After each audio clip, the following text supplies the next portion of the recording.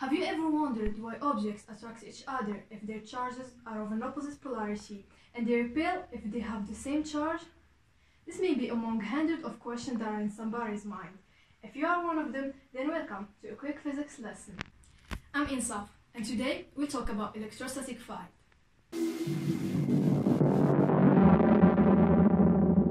The word electrostatic field is related with electrical charges, which simply means that the electrostatic field can exist around any object that is electrically charged or between two different objects that have different charges. Now let's move to a simple, easy experiment. All what we need for it is a pen, a piece of paper, and a fabric. Let's rub the pen using the fabric. Then let's approach it from the paper. What we'll notice is that the paper ascends gradually to stick to the pen finally. This is a very known experiment, right? But do you know what happened during it and what causes the approachment of both the paper and the pen? All what happened is that while rubbing the pen using the fabric, we had a quick transport of electrons from the fabric to the pen, and this last one was negatively charged, while the paper was positively charged. And as we all know, two objects that have two different electrical charges attract each other.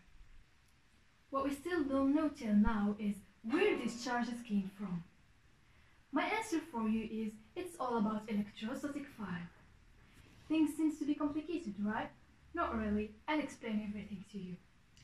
In the first, we say that the electrostatic field exists between two objects that have different charges. But how is that? It simply exists in form of so many lines that we call lines field, and in which one of them they contain a vector noted E called the electrostatic field's vector.